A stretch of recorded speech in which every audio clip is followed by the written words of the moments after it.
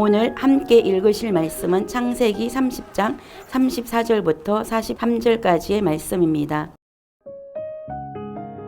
라반이 이르되 내가 내 말대로 하리라 하고 그날에 그가 순년소 중 얼룩무늬 있는 것과 점 있는 것을 가리고 암염소 중 흰 바탕에 아름진 것과 점 있는 것을 가리고 양 중에 검은 것들을 가려 자기 아들들의 손에 맡기고 자기와 야곱의 사이를 사흘길이 뜨게 하였고 야곱은 라반의 남은 양떼를 치니라. 야곱이 버드나무와 살구나무와 신풍나무의 푸른 가지를 가져다가 그것들의 껍질을 벗겨 흰 무늬를 내고 그 껍질 벗긴 가지를 양떼가 와서 먹는 개천의 물구유에 세워 양떼를 향하게 하매 그떼가 물을 먹으러 올 때에 새끼를 베니 가지 앞에서 새끼를 뱀으로 얼룩얼룩한 것과 점이 있고 아롱진 것을 낳은지라. 야곱이 새끼 양을 구분하고 그 얼룩무늬와 검은빛 있는 것을 라반의 양과 서로 마주보게 하며 자기 양을 따로 두어 라반의 양과 섞이지 않게 하며 튼튼한 양이 새끼 뵐 때에는 야곱이 개천에다가 양떼의 눈앞에 그 가지를 두어 양이 그 가지 곁에서 새끼를 베게 하고 약한 양이면 그 가지를 두지 아니하니 그렇게 하므로 약한 것은 라반의 것이 되고 튼튼한 것은 야곱의 것이 된지라. 이에 그 사람이 매우 번창하여 양떼와 노비와 낙타와 나귀가 많았더라. 아멘. 샬롬. 오늘도 말씀을 통해 하나님께 더 가까이 나아가는 하루 되시길 축복합니다. 저는 오늘 본문 말씀을 통해 라반과 야곱의 임금협상이라는 제목으로 말씀을 묵상해 보기 원합니다. 야곱은 애삼촌 라반의 집에서 그의 양떼를 기르는 목자의 삶을 14년을 살았습니다. 그런데 그의 애삼촌 라반은 야곱의 노동에 합당한 임금을 지불하지 않았습니다.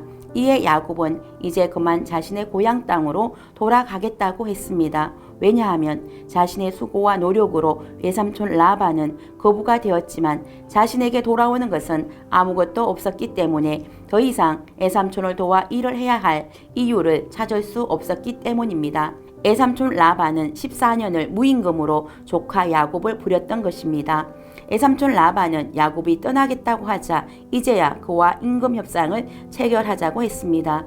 이에 야곱은 애삼촌의 양떼와 염소 중에 아롱진 것과 점 있는 것과 검은 것을 다 가려내고 이와 같은 것이 태어나면 이것을 자신의 품삯이 되게 해줄 것을 요청했습니다.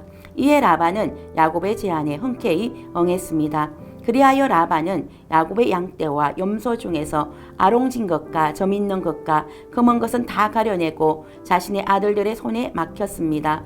그리고 야곱과 그의 아들들이 만나지 못하도록 3일 길로 거리를 두게 했습니다. 라반은 야곱의 양떼와 염소 중에 아롱진 것, 점 있는 것, 검은 것이 태어나지 못하도록 원청 봉쇄를 시켰습니다.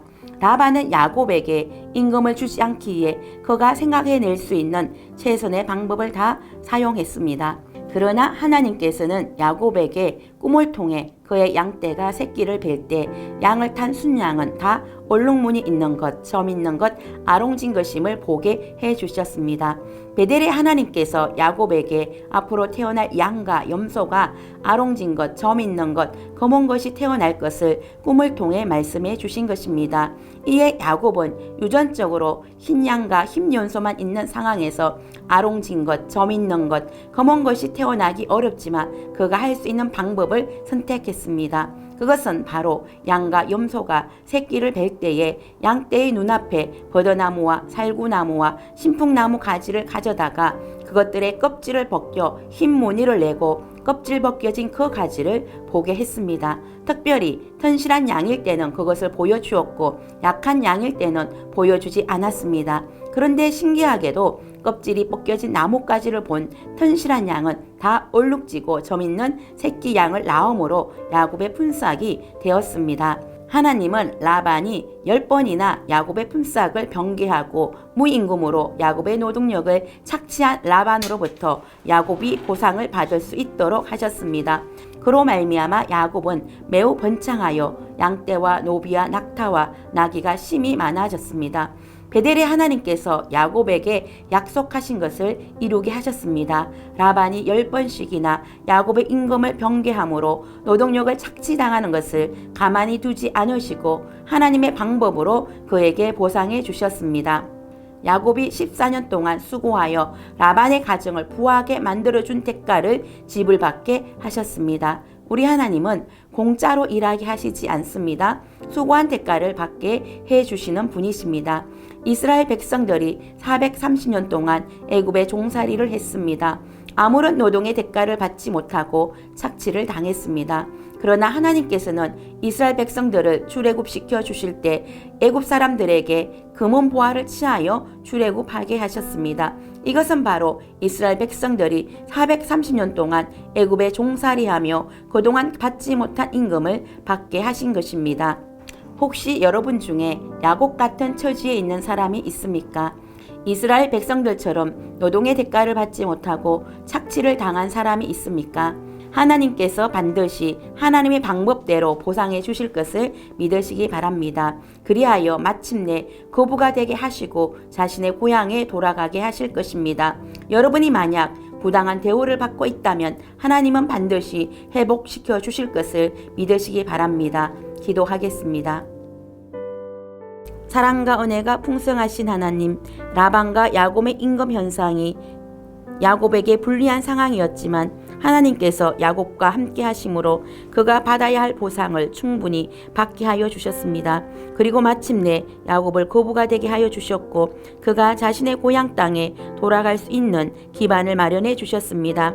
하나님은 억울한 일을 당한 사람들을 신원하여 주시고 회복시켜 주시는 분이심을 믿습니다.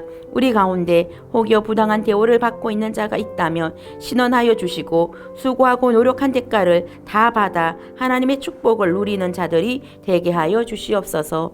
예수님의 이름으로 기도드립니다. 아멘.